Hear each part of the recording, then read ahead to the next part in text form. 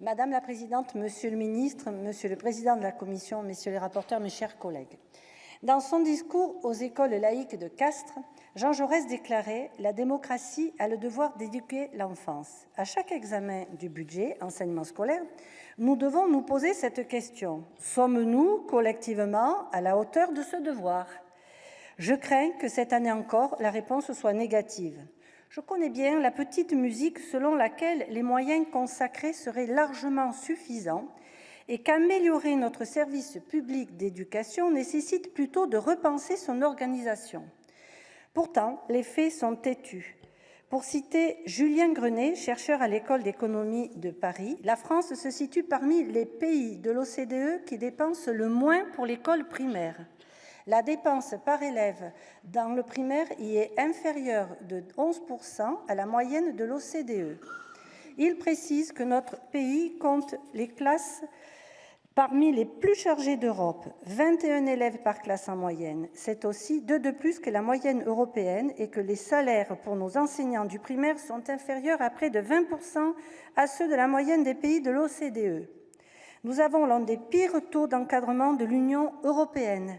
Alors que la moyenne est à 13,7 enfants par professeur, nous sommes à 18,2.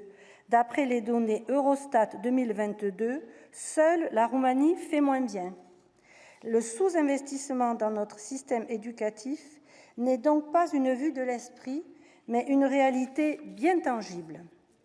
Face à ce constat, l'évolution démographique devrait être perçue comme une opportunité pour améliorer les conditions de scolarisation pour toutes et tous à moyens constants. Pourtant, ce budget nous propose encore une vision comptable et des suppressions de postes, moins 4018 ETPT enseignants, dont 1891 dans le premier degré et 1365 dans le second.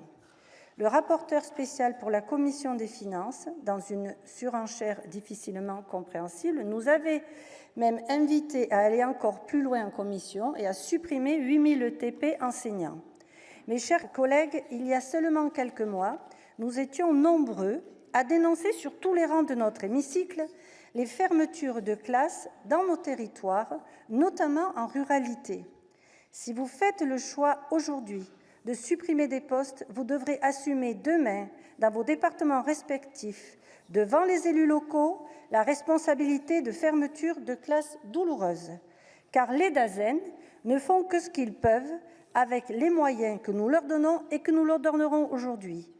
Quant au second degré, lourdement mis à contribution puisque les suppressions de postes programmés vont au-delà de l'évolution démographique, voici quelques éléments concrets des tensions déjà existantes, faute de professeurs en nombre suffisant. L'an dernier, dans un collège de l'Ain, un professeur de français d'une classe de 3e de 32 élèves a été absent une bonne partie de l'année. Faute de solution de remplacement, les cours ont finalement dû être assurés en visioconférence à 32 élèves pendant plusieurs mois. Plus proche de chez moi, un chef d'établissement dans la Drôme m'a récemment expliqué être confronté au dépassement du seuil de 30 élèves par classe en 6e. Il m'a dit aussi avoir l'habitude de se rendre sur France Travail pour pallier les postes des professeurs non pourvus ou pour chercher des profs remplaçants. Comment s'étonner, sachant cela, du manque d'attractivité de la profession enseignante et des manques constatés chaque année à l'issue des concours. 1700 postes vacants en 2025, dans un contexte où les salaires réels des enseignants français n'ont progressé que de 1%, contre 4% en moyenne dans les pays de l'OCDE. Nous ne sommes pas non plus à la hauteur des promesses sur le sujet de l'inclusion scolaire. La commission d'enquête sur les défaillances de prise en charge du handicap menée à l'Assemblée nationale l'a révélé. 14% des enfants en situation de handicap ne bénéficient pas de l'accompagnement auquel ils ont droit, soit 33% de plus qu'en 2024. Au regard de ces graves carences, le recrutement de seulement 1200 AESH supplémentaires prévu par ce budget est loin d'être à la hauteur des enjeux. Je conclurai en évoquant l'enseignement agricole. Les effectifs en hausse, plus 7% sur 5 ans, témoignent du dynamisme et de l'attractivité de cet enseignement, pépite de nos territoires. Je m'en réjouis, mais constate à regret que nous n'en tirons pas les conséquences. La loi d'orientation pour la souveraineté alimentaire et le renouvellement des générations en agriculture a fixé l'objectif d'une augmentation de 30% des effectifs d'élèves à l'horizon 2030. Il faut donc se donner les moyens de nos ambitions.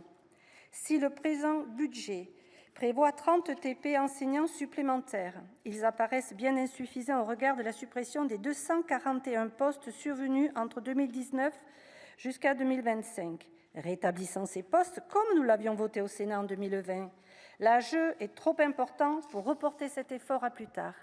Pour toutes ces raisons et d'autres qu'aura l'occasion d'évoquer ma collègue Colombe Brossel, le groupe socialiste, écologiste et républicain se prononcera contre l'adoption des crédits alloués à l'enseignement scolaire. Il y a urgence pour sauver notre école publique et il est temps d'en prendre la mesure. Si, comme vient de le rappeler Marie-Pierre Monnier au nom du groupe socialiste, les enseignants et personnels de direction sont au cœur du système éducatif, la vie des élèves ne commence pas à la porte des salles de classe et ne s'arrête pas à l'heure de la sonnerie. L'école de la République est un lieu de vie, d'apprentissage et d'émancipation qui doit être vu dans son ensemble. Chaque jour, des professionnels tout aussi importants du point de vue éducatif sont présents aux côtés des élèves.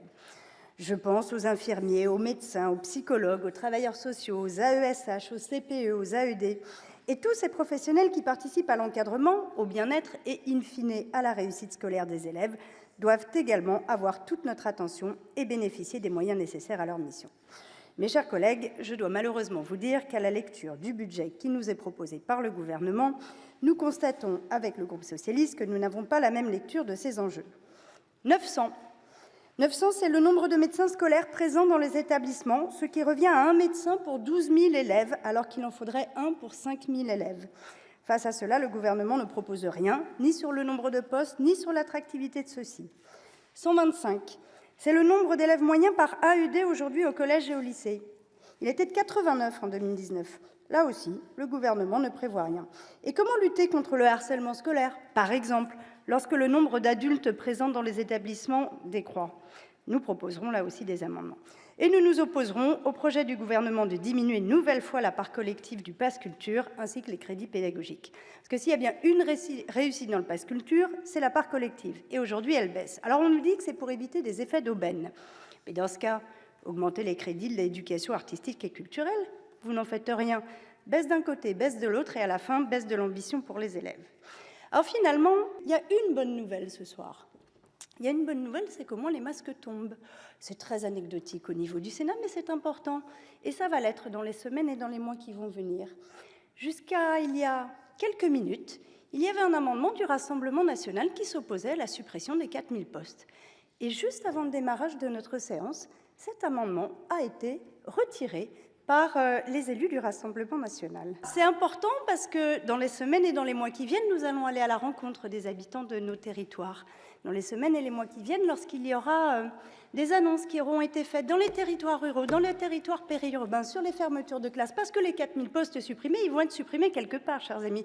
Alors oui, nous saurons rappeler que le Rassemblement national, c'est l'ami des grands patrons, c'est le soutien des politiques libérales, c'est le fossoyeur des services publics et qu'il a refusé de se battre contre la suppression des 4000 postes et qu'il a soutenu en la matière les propositions du gouvernement. Alors voyez-vous, quand les masques tombent, c'est une bonne nouvelle pour la démocratie.